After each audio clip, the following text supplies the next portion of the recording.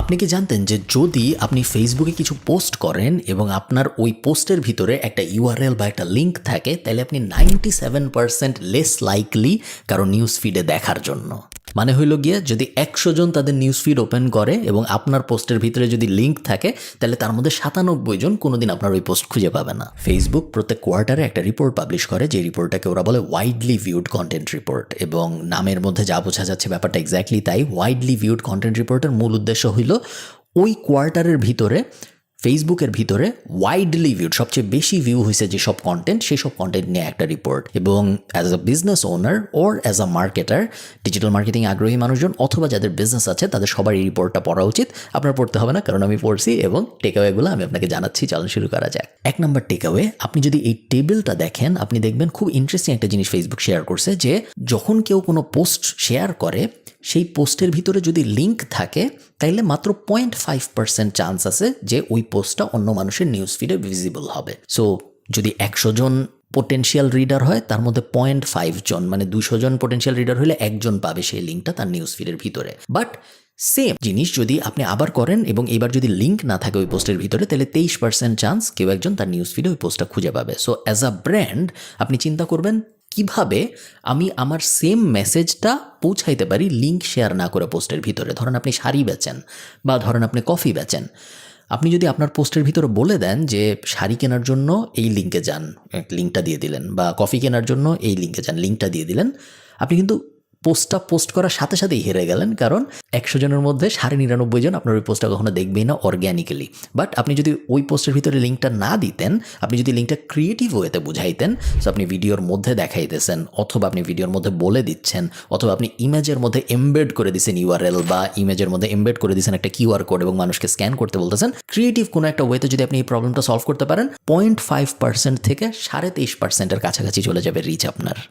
Second takeaway হলো 35.7% আপনার audience rich এখন আসে আনরিলেটেড সোর্স থেকে। আনরিলেটেড সোর্স মানে হলো এই মানুষগুলা কখনোই আপনাকে ফলো করে নাই, কখনোই আপনাকে লাইক করে নাই, কখনোই আপনার আগের কোনো পোস্টের সাথে ইন্টারাক্ট করে নাই। টিকটক এই ব্যাপারটা আবিষ্কার করছে ফর ইউ পেজ দিয়ে, যে প্ল্যাটফর্মের এখন ডিসাইড করা উচিত এই কন্টেন্টটা কোন মানুষের কাছে যাবে। একটা সময় ছিল, আপনারা যারা অনেক দিন ধরে ফেসবুক বা ইনস্টাগ্রাম ইউজ করেন তারা জানেন যে আমরা শুধুমাত্র তাই দেখতাম যেগুলো আমরা ফলো করি, যেই ফ্রেন্ডদের সাথে আমরা ফ্রেন্ড ফেসবুকে যেসব পেজ আমরা লাইক করি, যেসব গ্রুপের ভিতরে আমরা আছি, ওগুলার পোস্টে আমরা শুধু ফেসবুকে পেতাম। বাট আপনারা গত 1-1.5 বছরে সবাই খেয়াল করছেন যে এখন ফেসবুকের ভিতরে আমরা এমন অনেক জিনিস পাই যেগুলো অ্যাকচুয়ালি আমরা জানিও না এই জিনিস আমরা কখনো ফলো করছি নাকি, অ্যাকচুয়ালি আমরা করি নাই।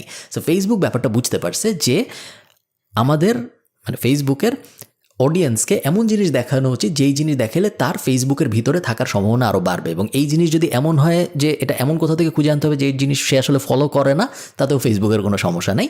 আপনার নিউজ ফিডে যদি 100 পোস্ট আসে, এখন 35টা পোস্ট এখন আসবে এমন এমন জায়গা থেকে যেসব জায়গার কথা আপনি অ্যাকচুয়ালি জানতেনই না। অ্যাজ আ ব্র্যান্ড অথবা অ্যাজ আ ডিজিটাল মার্কেটার আপনার এই জিনিসটা উল্টা দিক থেকে চিন্তা করতে হবে। আপনার বুঝতে হবে আপনি যখন কোনো কিছু পোস্ট করবেন, 35% চান্স এই পোস্টটা এমন মানুষের কাছে যাবে, 100 জনের মধ্যে 35 জন এমন হবে যারা অ্যাকচুয়ালি আপনাকে চিনে না।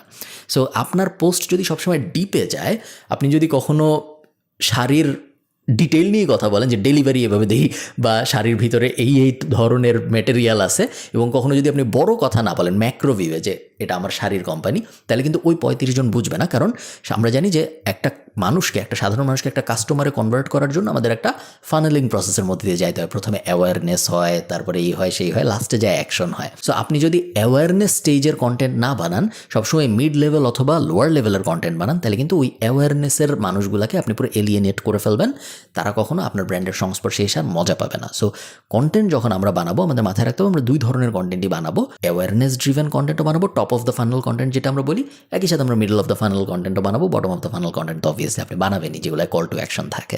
পরের স্যারটা খুব ইন্টারেস্টিং, সেটা হলো টপ 20টা ডোমেইন ফেসবুকের ভিতরে মাত্র 0.6% ভিউ পাইছে, এবং টপ 20টা লিঙ্ক মাত্র 0.2% ক্লিক পাইছে। সো ফেসবুক কিন্তু কোটি কোটি মানুষ ইউজ করে, এবং এই কোটি কোটি মানুষের মধ্যে মাত্র 0.2% মানুষ টপ 20টা লিঙ্কে ক্লিক করছে Q1-এ।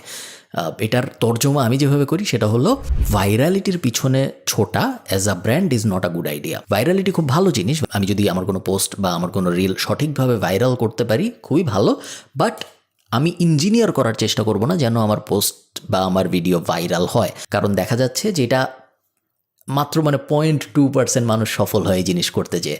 সো যেই জিনিসের সফল হওয়ার চান্সই এত কম, ওই জিনিসের উপরে আমি এত ব্র্যান্ড ফোকাস বা এত টাইম ফোকাস বা এত মানি ফোকাস দিব না কখনোই।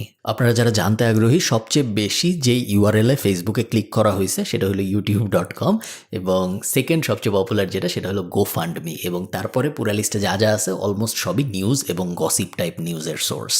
একটা স্ট্যাট যেটা আপনার কাজে আসবে বলে আমার মনে হয় সেটা হলো, আপনি ফেসবুকের কোয়ার্টারলি রিপোর্টগুলাই দেখবেন সব সময় ইন্টারেস্টিং ব্র্যান্ড এস্টাবলিশড ব্র্যান্ডকে আউটর্যাঙ্ক করে, এবং স্মল প্লেয়াররা সবসময় বেটার পারফরমেন্স পায় ইন টার্মস অফ রিচ এবং share than established big brands. So জিলো ফর এক্সাম্পল সবসময় রেগুলারলি, এবং এই কোয়ার্টারলি রিপোর্টেও দেখা গেছে যে CNN এর থেকে বেশি শেয়ার পাইছে। ইউনিবাইবেল বা ইউনিল্যাড অ্যাকচুয়ালি এই কোয়ার্টারে 135 মিলিয়ন রিচ পাইছে, যেটা এই কোয়ার্টারের সর্বোচ্চ।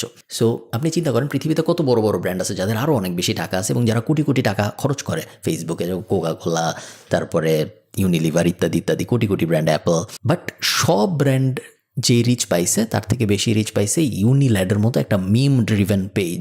সো এর থেকে আমি যে জিনিসটা ডিরাইভ করি সেটা হলো, আপনার কন্টেন্টের এন্টারটেইনমেন্ট পার্ট যত বড় হয়, যত ভালো হয়, তত আপনার কন্টেন্ট রিচ ফেসবুকে বেশি হয়। অ্যাজ আ ব্র্যান্ড আপনি যখন কন্টেন্ট স্ট্র্যাটেজি ভাবতেছেন, সবসময় মাথায় রাখবেন যে সোশ্যাল মিডিয়ায় মানুষ প্রাইমারিলি যাই এন্টারটেইনমেন্টের জন্য। সোশ্যাল মিডিয়ায় কেউ যাওয়ার সময় ভাবে না যে আজকে আমি কিনবো কিছু একটা, বা সোশ্যাল মিডিয়ায় কেউ যাওয়ার সময় ভাবে না আজকে আমি শিখবো কিছু একটা। ওগুলা সে ন্যাচারালি তার সামনে পায়, এবং ওগুলার মধ্যে এন্টারটেইনমেন্ট পোর্শন কতটুকু তার উপর ডিপেন্ড করে ওগুলোর সাথে তার ইন্টারাকশন কত ডিপে হবে। সো আপনি যখন অ্যাজ আ ব্র্যান্ড চিন্তা করতেছেন আমার ব্র্যান্ড স্ট্র্যাটেজি কীরকম হবে বা আমার কন্টেন্ট স্ট্র্যাটেজি কীরকম হবে, সবসময় মাথায় রাখবেন আপনার এন্টারটেইনমেন্ট পোর্শন যেন হাই থাকে, নাহলে কিন্তু আপনার ব্র্যান্ডের ভিজিবিলিটি খুব ভালো হবে না। 5 নম্বর লেসন, AI পোস্ট ডমিনেট করছে Q1-এ, এবং আমি যদি এই পোস্ট আপনাকে দেখাই, এই পোস্টটা 3 মিলিয়ন লাইক পাইছে ফেসবুকে, এবং মার্ক জাকারবার্গ নিজেই পোস্ট লাইক করছে, এটা AI দিয়ে বানানো পোস্ট। টপ 20টা পোস্ট, যেই পোস্টগুলো সবচেয়ে বেশি সংখ্যক লাইক এবং শেয়ার পাইছে ফেসবুকে এই Q1-এ, তার মধ্যে 7টা AI দিয়ে বানানো। আমি যেভাবে ব্যাপারটা দেখি সেটা হলো, AI অনেক কিছু পসিবল করতেছে যা অ্যাকচুয়ালি আগে কখনোই আপনার একজন ব্র্যান্ড হিসেবে করা পসিবল ছিল না। যেমন ধরেন আপনি বেচেন মগ, আগে কখনোই আপনার পক্ষে ওই মগটা নিয়ে একটা বিড়াল প্লেন থেকে ঝাঁপ দিচ্ছে এবং তারপরে প্যারাশুট অন করে ফেলতেছে, এই জিনিস বানানো আপনার পক্ষে কখনো আগে সম্ভব ছিল না, বাট AI এই জিনিস সম্ভব করে ফেলছে। সো আপনার এখন চিন্তা করতে হবে, আমার প্রোডাক্ট সেমই আছে, প্রোডাক্ট তো আমি আর চেঞ্জ করি নাই, বাট AI আসার কারণে আমি কি কি ক্রিয়েটিভ ইমপ্রুভমেন্ট, সো ক্রিয়েটিভ বলতে আমি বোঝাচ্ছি অ্যাসেট, সো ইমেজ, ভিডিও ইত্যাদি ইত্যাদি, ওই ক্রিয়েটিভগুলাই আমি কি কি ইন্টারেস্টিং ইমপ্রুভমেন্ট বা ইনোভেশন আনতে পারি, যেগুলো AI আমাকে এনেবল করতেছে করতে, যে আগে কখনোই আমার পক্ষে সম্ভব ছিল না। একটা হেলিকপ্টার ভাড়া করবো, একটা বিড়ালরে ট্রেন করবো, তারপর ওর মগে কফি খাওয়া শিখাবো, তারপর ওরা বলবো আপনি হেলিকপ্টার থেকে কফির মগ দিয়ে লাভ দে, সম্ভব ছিল না, বাট এখন সম্ভব AI এর কারণে। সো ওই এনেবলিং টুল হিসেবে আপনি যেন AIটাকে ইউজ করতে পারেন, যাতে করে আপনার কন্টেন্টের স্ট্রাকচার আরও ইন্টারেস্টিং হয়। যদি আপনার কন্টেন্টের স্ট্রাকচার ইন্টারেস্টিং হয়, তাহলে ন্যাচারালি সেটা রিচ বেশি হবে। ন্যাচারালি যদি রিচ বেশি হয়, তাহলে যেটা হবে সেটা হলো আপনার আইবলস ইভেনচুয়ালি কাস্টমারে কনভার্ট হবে।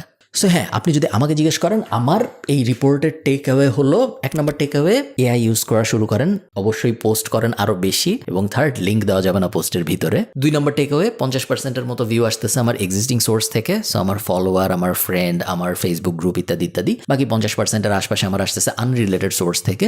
সো আমার কন্টেন্ট বানানোর সময় যেন এই জিনিসটা মাথায় থাকে, সবসময় আমার এক্সিস্টিং মানুষ বা পোটেনশিয়ালি কনভার্ট হবে এরকম মানুষের জন্যই যেন আমি না বানাই, আমি যেন কন্টেন্ট এমন মানুষের জন্য বানাই যারা আমাকে চিনে না, যেন তাদেরকে আমি আস্তে আস্তে আমার ফানেলে, আমার ইকোসিস্টেমের ভিতরে আনতে পারি।